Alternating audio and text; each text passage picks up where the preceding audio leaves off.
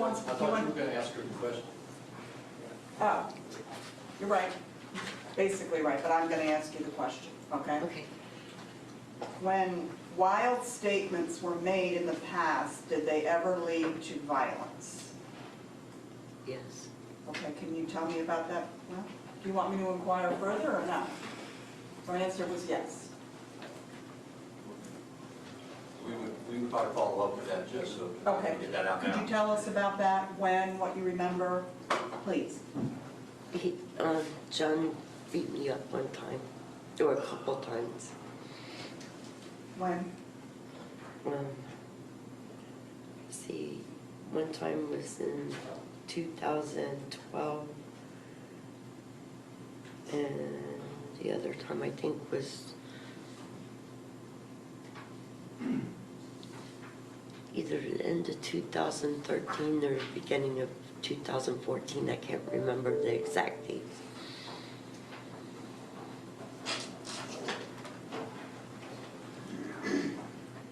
End of 2013, and when did you say? Maybe the beginning of 2014. No, I said 12, and then either the end of 13 or beginning of 14. I can't remember for sure. Okay. Can I ask a follow-up? Yes, go ahead.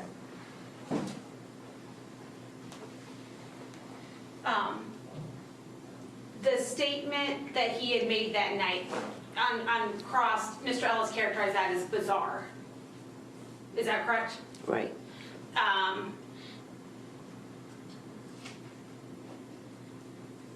When you and John previously had fights, were those angry yelling fights? Yes. Was he ever saying bizarre, off-the-wall things during those fights? No. So,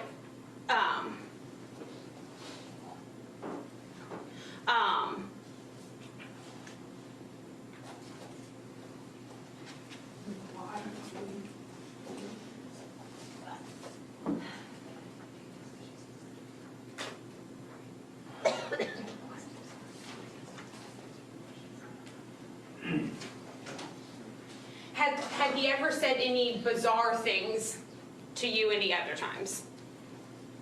No. Not mean or threatening, but bizarre.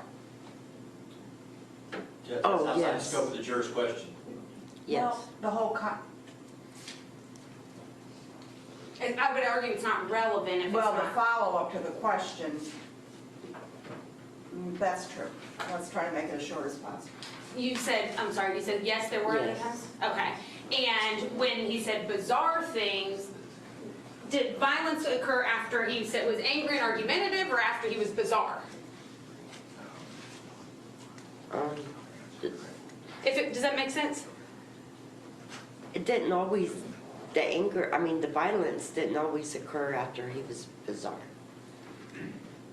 Okay, If that's the what two- you were asking. Okay. Okay. So the times that you mentioned there was violence, you're saying there were not bizarre statements before that? No. Okay, just, Not all the time, no. you mentioned there were two, you gave the judge 2 times about 2012. Right. Okay. Those times, were there bizarre statements said before or argumentative, you guys fighting statements? Well, one time he had just asked me not to come to the house with Phoebe, and I did. So, and then the second time that it happened is because Noemi and Michelle were supposed to be messing around with other men at the bar, and he came home and he busted the TV and he tried to take mine, and I wasn't gonna let him take my TV, so he pushed me down the stairs. So I guess, I don't know if that meant bizarre or if Okay. that's what you wanted to know. Okay. I don't have any. Any questions, Mr. Ellis?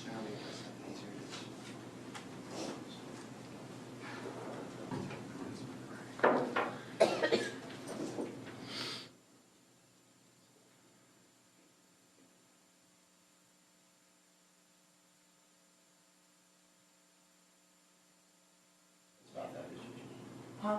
No questions. Okay. Ms. Jonchuck, would you mind stepping out and going to the vestibule for us, okay? Okay. And we'll be right back with you. Thank you, ma'am.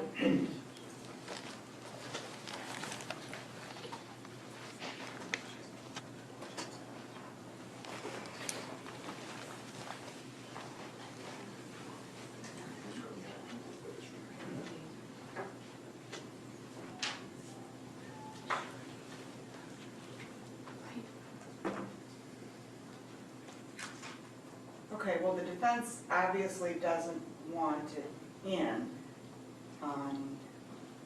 Standard is really, can it come in pursuant to the rules of evidence?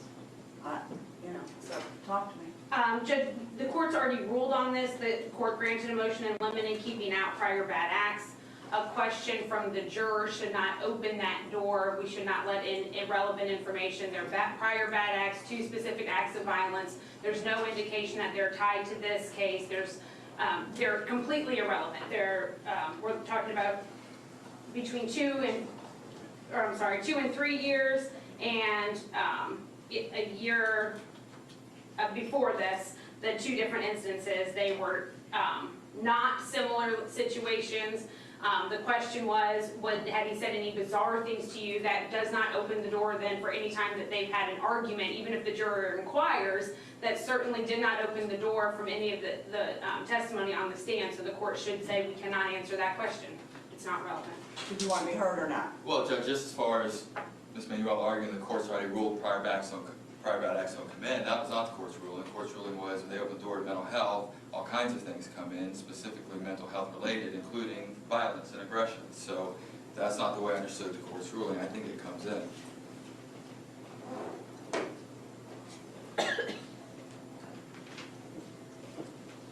Are any of the experts going to testify about that? No. It's the first time anybody knew about it?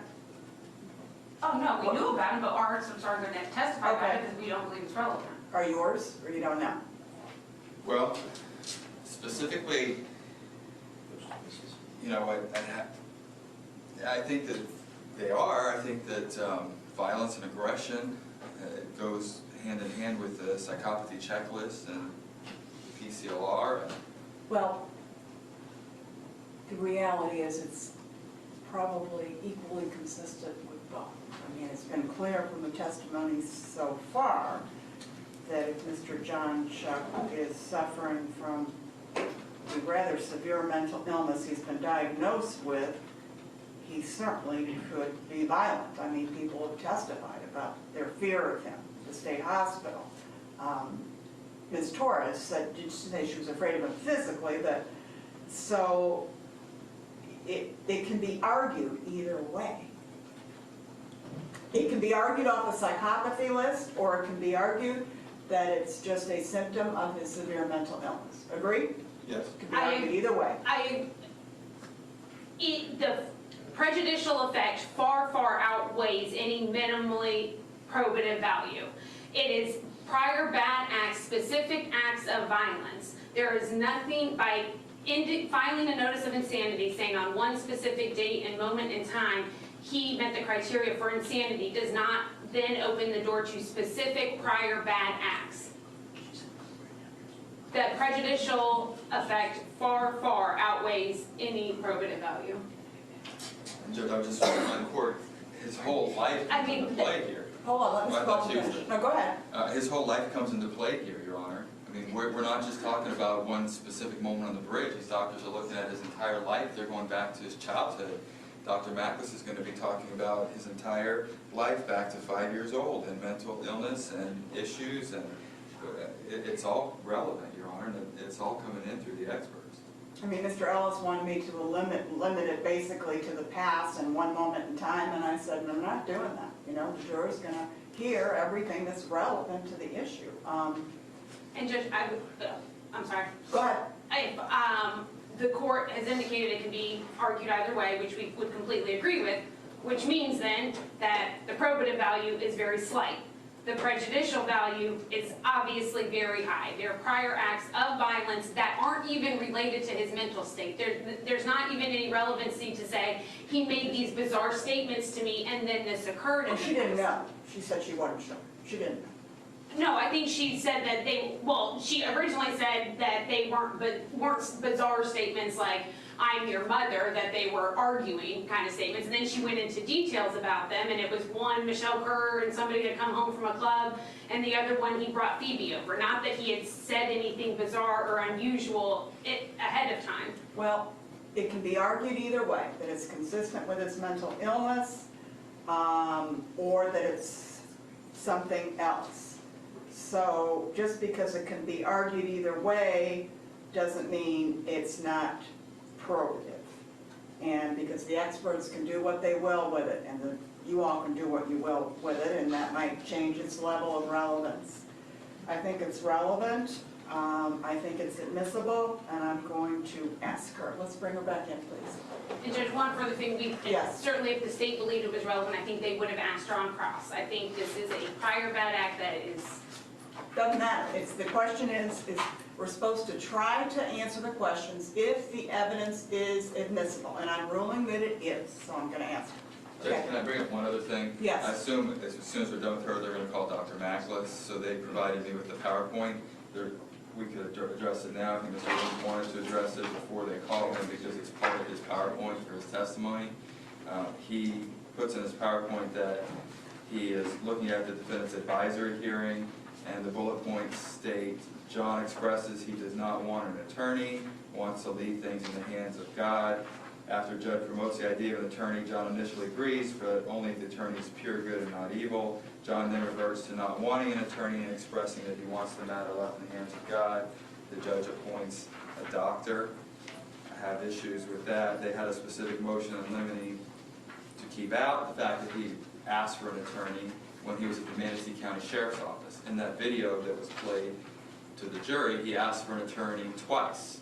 And when he asked for an attorney both times, it was very clear that he wanted an attorney. He wasn't asking God to be his lawyer or anything like that. He said, I want a lawyer.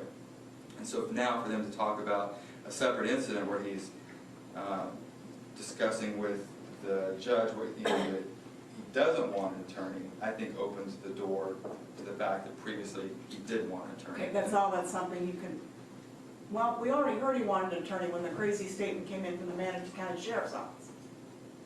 No, No, we redacted that. we redacted that out. Because of their motion in limine, so the jury's not I heard thought that. it was in my transcript.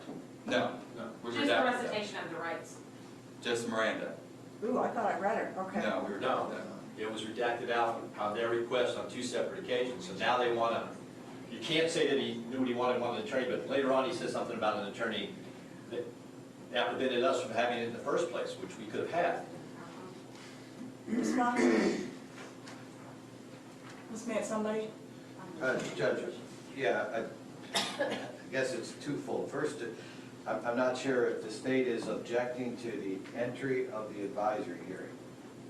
If they are, I would like to address that first. Well, they are because of what was said, is that Yes. right? Yes. Yeah, okay. So then the objection is not that the advisory hearing itself is not admissible. I mean, am I beyond that argument? Well, they don't like what's in it, they don't think it's admissible. I agree that there's parts of it they don't want in. I'm just trying to see, in other words, it's the advisory hearing is an official court record, so therefore Well, it doesn't need authentication. Right, right.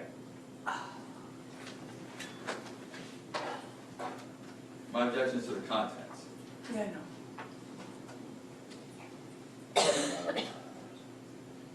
Okay, so he goes to Manatee County and he asks for an attorney, or he says, I don't want a lawyer? He What says did I not he hear? wants an attorney, he asked for an attorney twice. But once with Detective Huff, and then in the second video with Detective Miller after he's read his rights. And then they continue to question him. When he asked for the attorney with Detective Huff, Huff says something to the effect that, this is not what we're doing now, we're waiting for the detectives to arrive. That's basically the gist of it. With Detective Miller, once he asks for an attorney, the interview ends. It's over and he leaves. Right now, the jury's probably wondering, why is the defendant and talking to the detective, and the detective is listening to him, and he's talking to the detective, and then also the detective just leaves? I mean, that looked strange, and we were forced to do that because it's not something we can use, and the case law is very clear on that. So we were, had to take the hit on that, but we had no choice, and now they want Okay, to so get that. what would be the relevance? What problem do you have with them introducing it to show that he's crazy? Because that's basically what they're doing. Then we should have been able to say that he asked for an attorney and wasn't crazy. Judge, there's two different rights involved here. One is the right to have an attorney present during questioning. The other is the right to have an attorney represent you in Well, court that's of law. true. It is two different things. So I hope we're not opening the door to a Yeah. different. I don't think you are. You can go ahead and play the advisory hearing if you want to. All right. What? We have a break before we start back up. Oh, sure. We'll take Sorry. another recess. How about till 11? Is that good? That's personal planning. I just Awesome. have So to we'll go be back. in recess till 11. Thanks.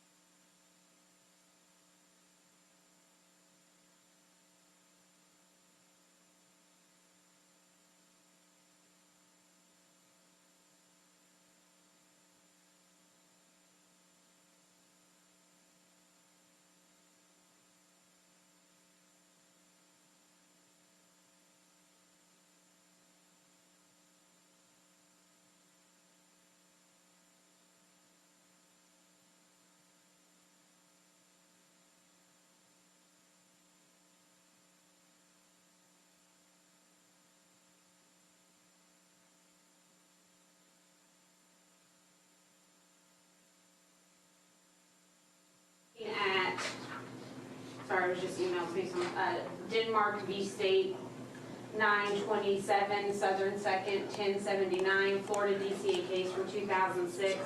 This was a case in which the defendant had raised insanity defense on a bat Leo and resisting without violence charge.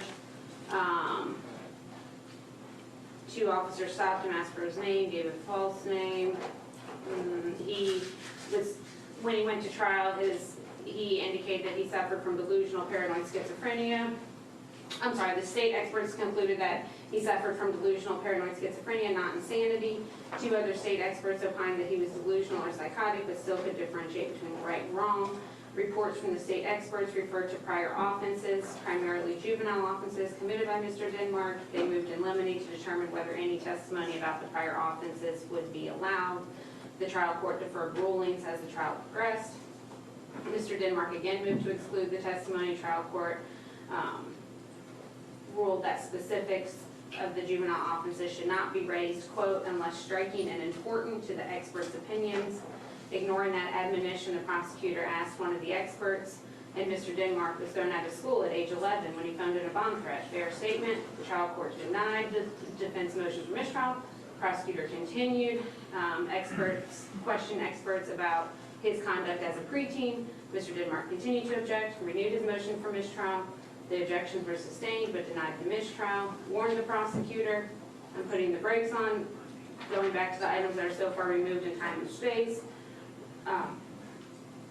Then Mr. Denmark argues that the trial court, ultimately they said the court had erred in allowing the statements. The evidence of prior bad acts, Williams rule evidence, consists of prior conduct that may be admissible when relevant to prove a material fact and issue, including but not limited to proof of motive, opportunity, intent, preparation, plan, knowledge, identity, or absence of mistake or accident. It is inadmissible when relevant solely to prove bad character or propensity. We haven't received any Williams rule notice.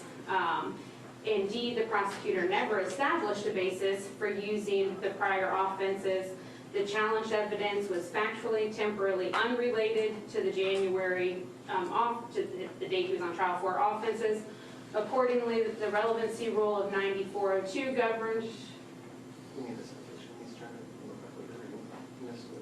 Oh, I'm sorry. 927 Southern 2nd, 1079. 79, thank you. Second. 79. Relevant, so obviously the relevant evidence is admissible unless it's outweighed. When the unfair prejudice substantially outweighs the probative value, trial court should exclude the evidence. Can you go slower? I'm sorry. In that weighing process, the trial court may consider the need for the evidence, the tendency of the evidence to suggest to the jury an improper basis for resolving the matter, the chain of inference necessary to establish the material fact, and the effectiveness of a limiting instruction. Here, the trial court aptly concluded that the evidence had little, if any, probative value. The facts of that his actual arrest, the facts underlying Mr. Denmark's January 2000 arrest, which is what he was on trial for, were not subject to much dispute. His sanity at the time of the offense was the key issue. For purposes of the probative value prong of 9403, the trial court acknowledged that Mr. Denmark's conduct from approximately 20 years earlier would not be addressed unless, quote, striking and important to the experts' opinions. The prosecutor repeatedly referred to Mr. Denmark's juvenile offenses without linking Mr. Denmark's January 2001 mental condition to the events that plagued him as a juvenile. Prosecutor established no probative value for the evidence. Under 403, the trial court should have weighed the absence. The weighing would have compelled the exclusion of the prior juvenile offenses. Instead, the prosecutor was able to elicit a testimony that could serve only to unduly prejudice, mislead, or distract the jury. And they applied harmless error test and said that they cannot, it was ultimately reversed and remanded. Then,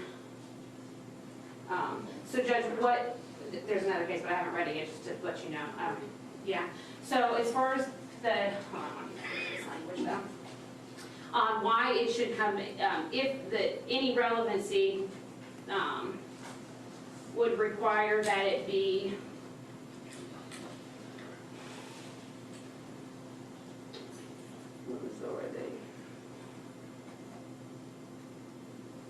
not necessary, but that court had, the trial court had said that it needs to be striking and important to the expert's opinions. The appellate court didn't say that, one, they hadn't established it, they seemed to latch onto that yes, it needed to be striking and important, but unfortunately the prejudicial effect outweighed any probative value, which in this situation we have limited, if no probative value. It was offenses that are not related.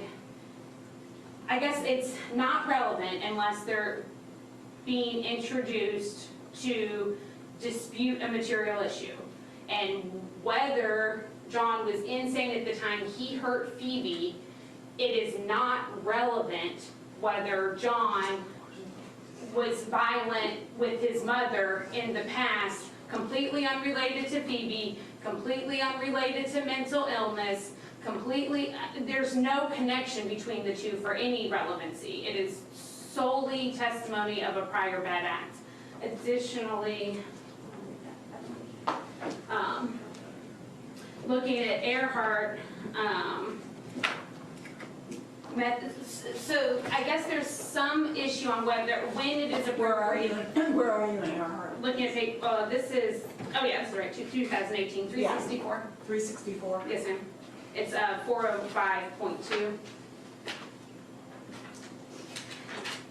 And another case that I was reviewing, a law review article actually that I didn't get that far into, but the issue I think that we're mixing is insanity and character are two different things. They're completely different. And so in this one, reading from Earhart, it says, evidence of specific actions may not be offered as the basis of an inference that because a person acted in that manner in the past, the person acted in that same manner on the occasion in question. Evidence of Exactly specific... what sanity is. It is not, though. They brought up a whole bunch of issues of how he acted in the past and what he said in the past, and that means he acted that way at the time. I don't, talking out of both sides. Okay, well, this is...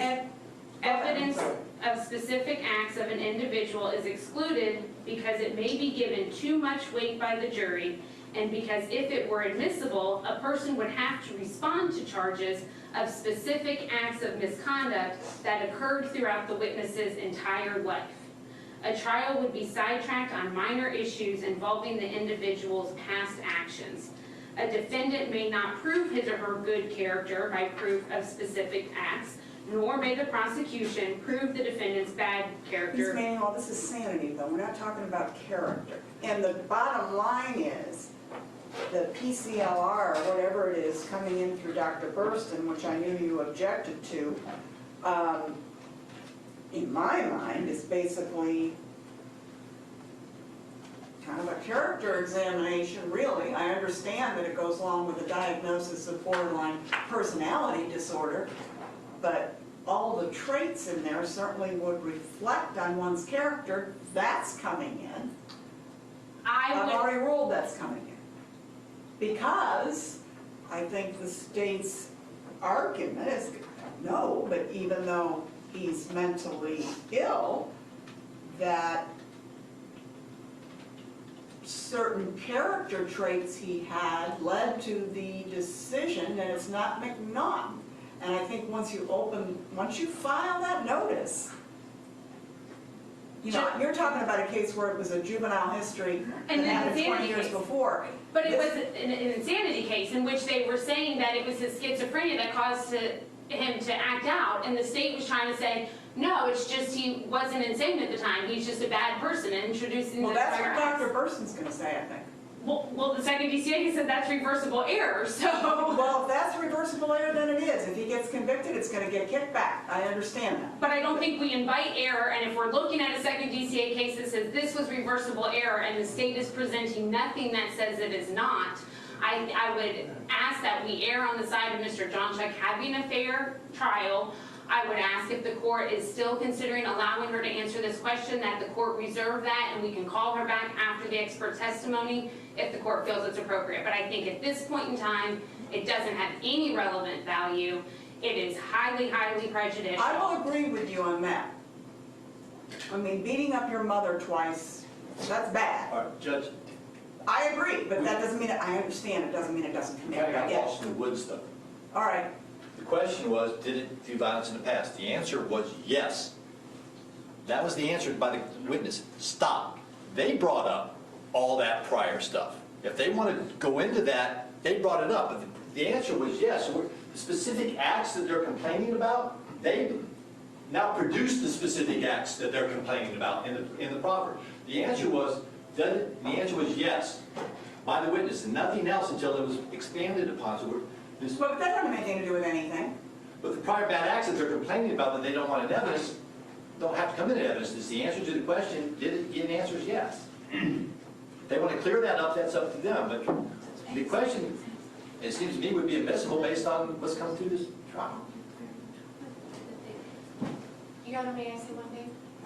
If I have the juror question written down correctly, it was when wild statements, did I use the right word? Yes, when wild statements were made in the past, did they ever lead to violence?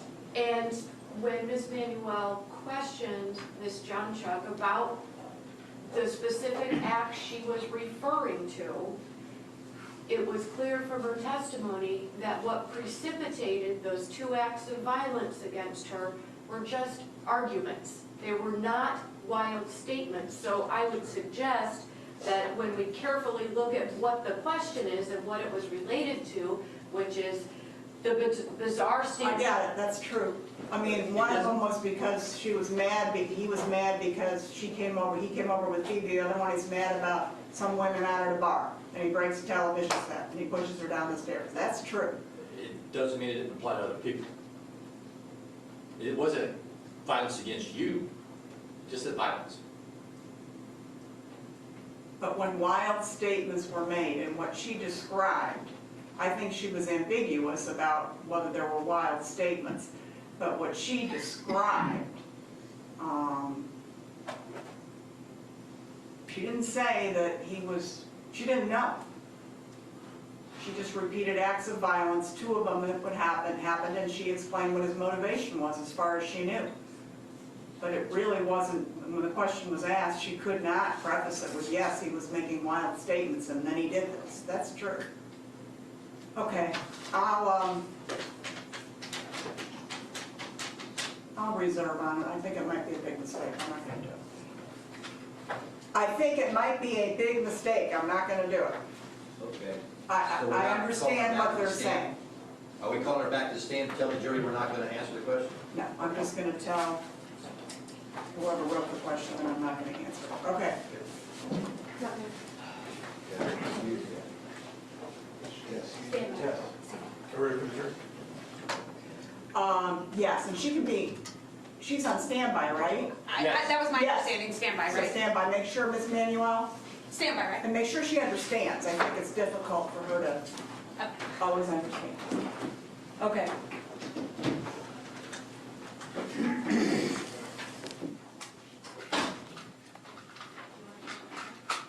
Your Honor, may we go ahead? Never mind. Okay, and keep in mind that I have to walk out at 11:45, and then I will be back at 1:15.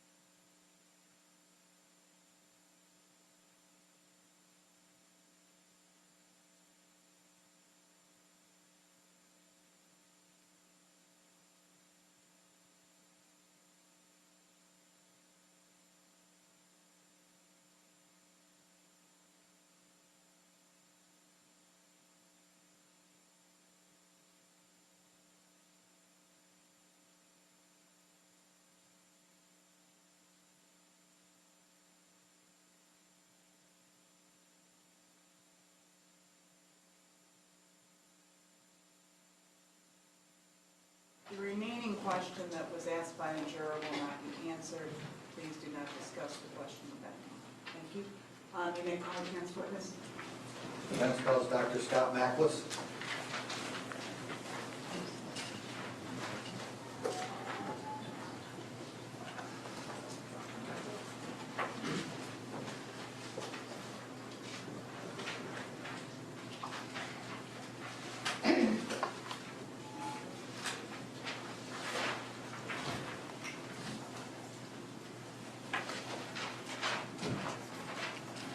And sir, if you would stand right here for me, please say the word, raise your right hand, and take the oath.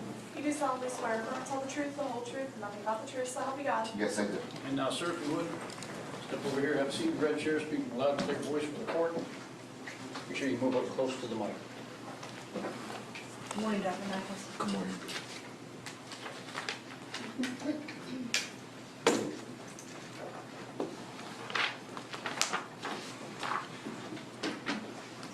Would you tell the jury your name, please? Dr. Scott Mackless.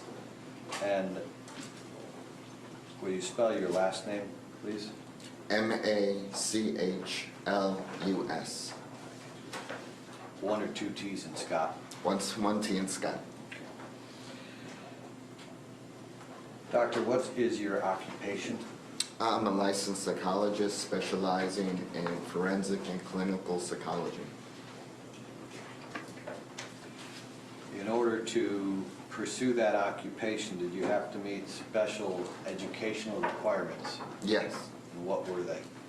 I have my bachelor's in psychology from the State University of New York at Binghamton. I attained that in 1982. I have my master's in clinical and school psychology, and I attained that at Hofstra University in 1983.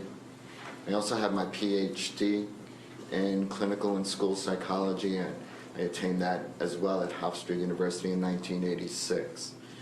From there, you do internships, you take licensing exams in order to become licensed and practice. Are you licensed? Yes. In how many states? I'm licensed in the state of Florida. In addition to being licensed in the state of Florida,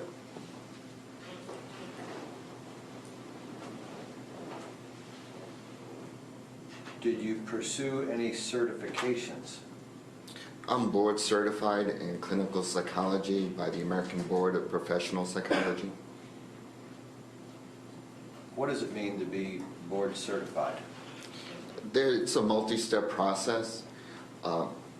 Individuals who are board certified, they review your educational requirements, they review your credentials, they review your experience, and then if you pass that stage, then you go to the next stage where you submit work product, you submit evaluations in which you've done, recordings of treatment that you have conducted, and they review that. And if you pass that stage, then you go to a full day of oral examination. It's a very complex, intensive process.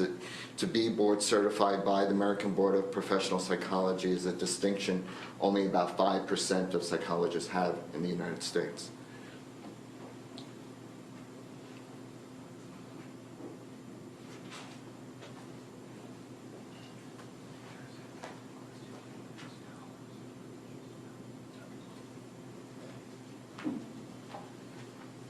Judge, may we approach?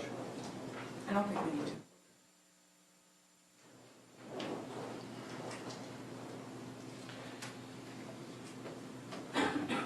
Doctor, what is the focus of your practice at this point? It is in forensic psychology. And what is forensic psychology versus clinical psychology? Forensic psychology is where I do evaluations on matters of the law. I evaluate individuals in jails and in prisons, write reports that are used in court, and like today, testify in court. I've been doing this approximately 15 years. Prior to that, I've also did clinical psychology. Clinical psychology is where I did psychotherapy with individuals. I also did evaluations with individuals, but also did treatment at that time. So in the course of your career, have you been asked to perform evaluations for the criminal courts? Yes. How many of those evaluations do you think you've done? Approximately 820.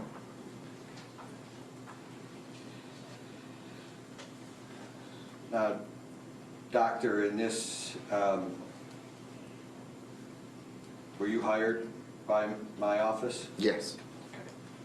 In addition to working for defense attorneys, do you also work for the court system? Yes. Can you tell me where it is that you, and tell me what is that process when you work for the court system? Yes.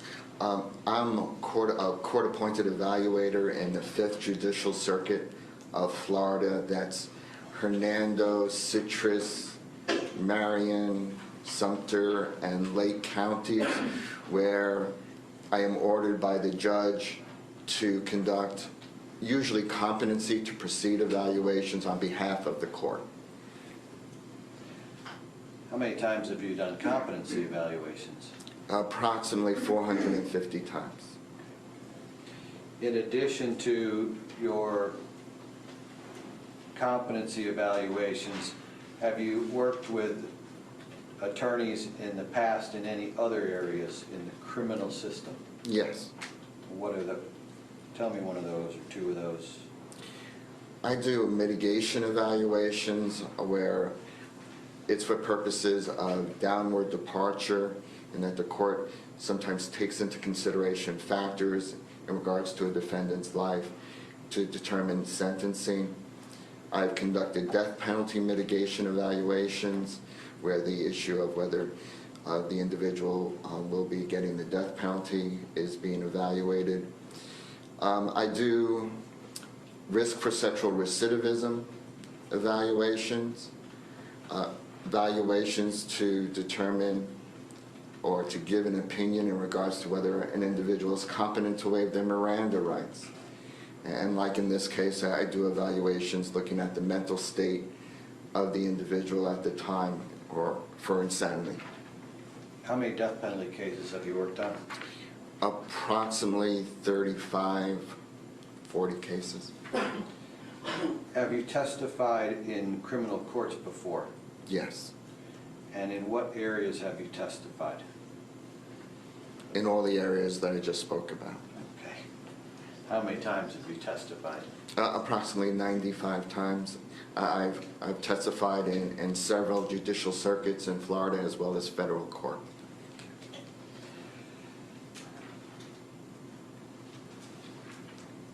How many insanity evaluations have you done? Approximately 100.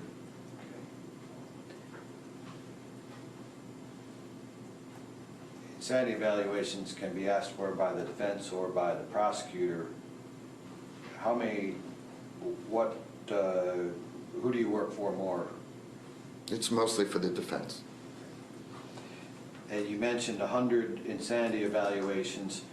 How many or what percentage of those did you find the defendant insane at the time of the offense? Approximately 25% of the time.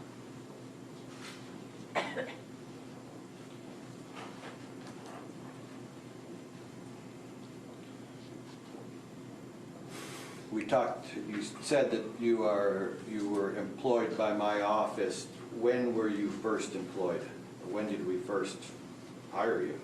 On this case, I was hired, it was either, it was in January of 2015.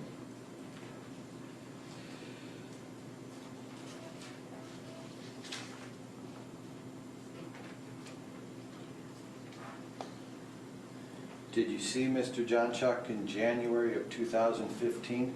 I saw him on January 30th, 2015. Have any idea how many days that was after his arrest? It was approximately 3 weeks.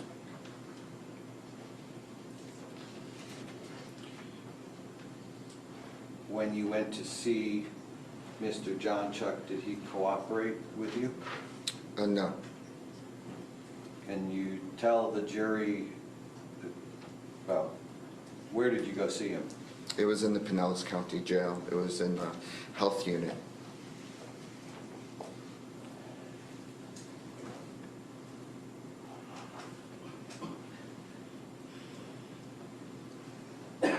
When you said that Mr. Jonchuck would not cooperate with you, can you elaborate? Yes. When I saw him, he was naked in the middle of his cell. I tried to engage him to get information from him to be able to conduct an evaluation with him. He did not respond to my questions. He either mumbled, he either did not respond at all, or he mumbled to himself, but I could not make out. It was incoherent, the things in which he was saying. So I tried for some time to get him to respond back to my questions, but he never did.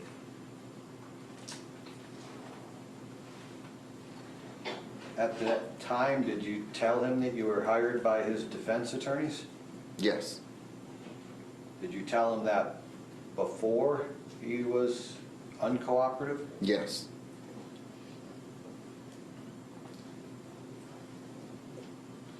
I want to clear up one thing I asked you. You mentioned you've done about 100 insanity evaluations. Are those all in homicide cases? No. So then the 25% of the time that you have found someone to be insane, those are also not all in homicide cases? The insanity cases are not all homicide cases.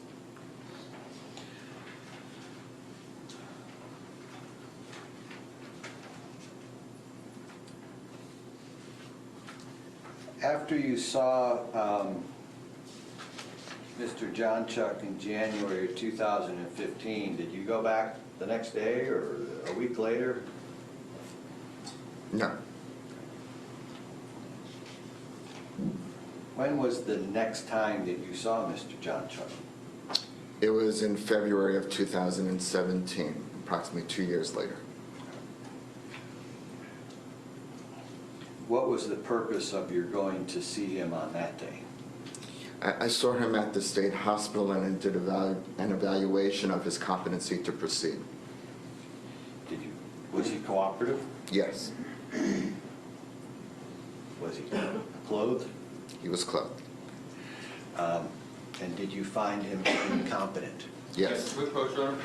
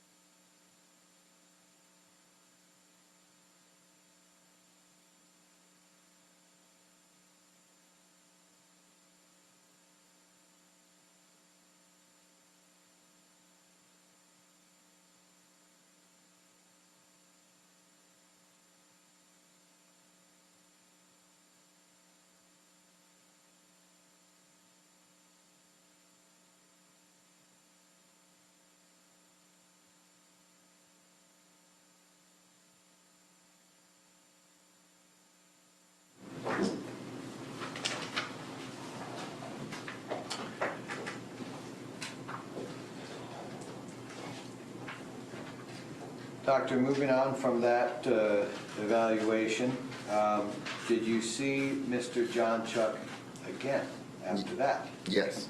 And when was the next time that you saw him? If I can refer to my report. Yes, please. I saw him on July 14th, 2017, and July 24th, 2017.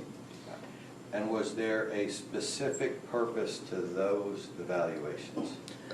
That was to pursue my evaluation on his mental state at the time of the offense, or whether he was insane at the time. All right.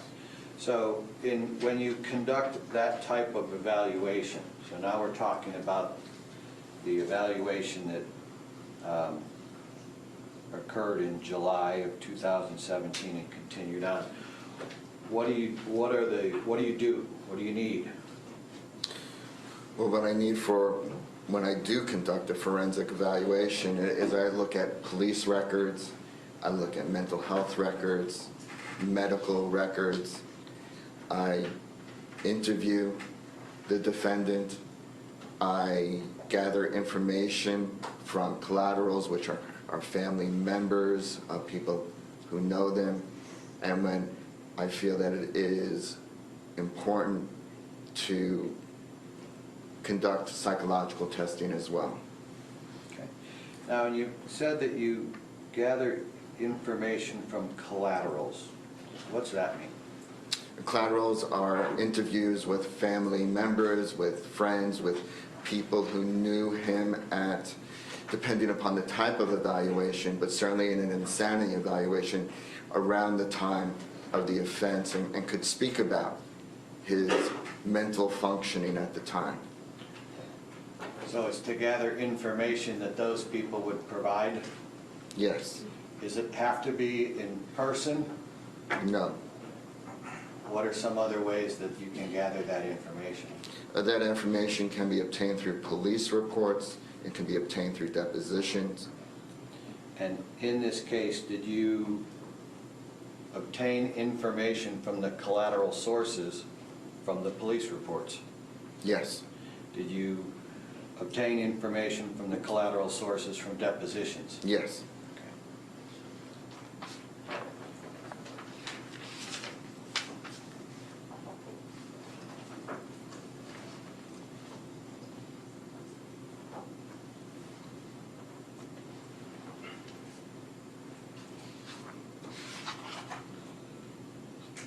All right, that is the general process that you employ in conducting your evaluation. Is that right? Yes. All right. Specifically in this case, did you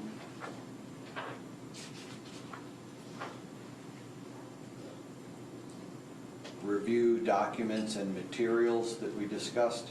Yes. What documents and materials did you review?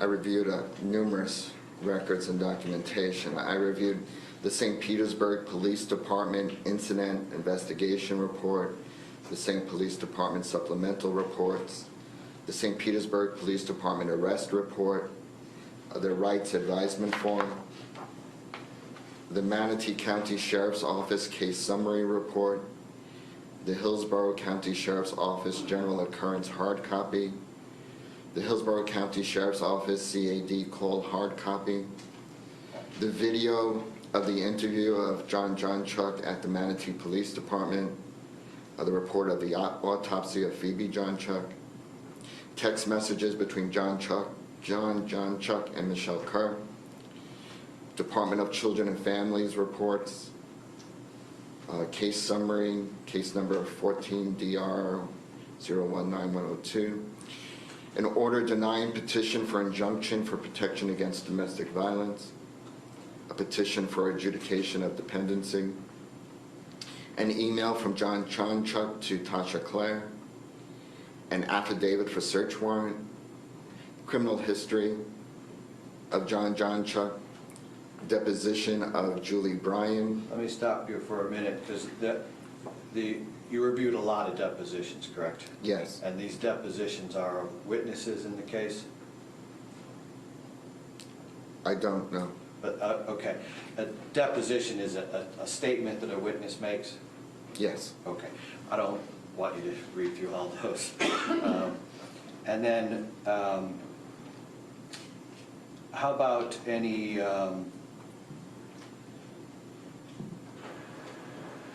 records from you mentioned that you went and saw him in a hospital. Did you review those hospital records? Yes.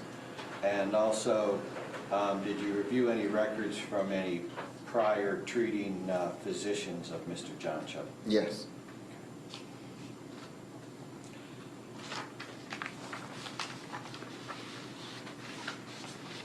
That covers the records.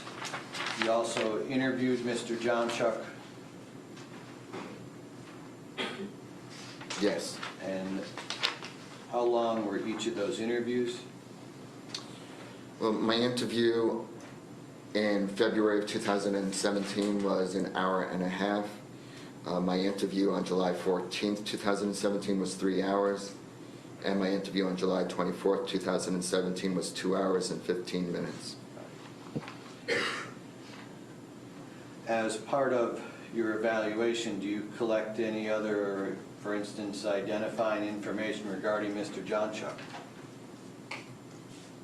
Any way that you can tell us, for instance, who he is? Do you look at things Mr. like... Williams, would this be a good time to break? Yes, it would. Okay. Dr. Mathis, we're going to be in recess for lunch until 1:15, okay? Okay, thank very you. much. Ladies and gentlemen, 1:15, come back. Dr. Mathis will continue with our lunch break. Please leave the pads on the chairs. Thank you.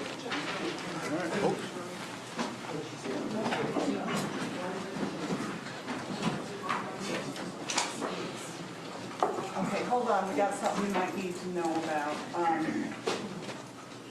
The payment will be open on the second floor until 1 for jurors to stop by and collect what is due for you this week. Unfortunately, due to a computer error earlier in the week, 2 jurors, Mr. Miranda and Mr. Vroom, have been overpaid by $30. Hold on. If possible, we need them to stop by the second floor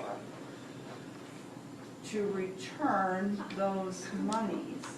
Hold on, I will gladly make myself available if any jurors have questions, and the gentleman's name is Justin Gross.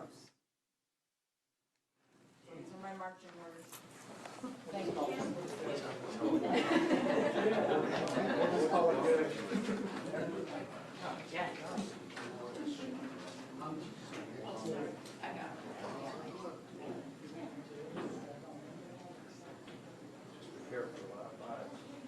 Oh, yes.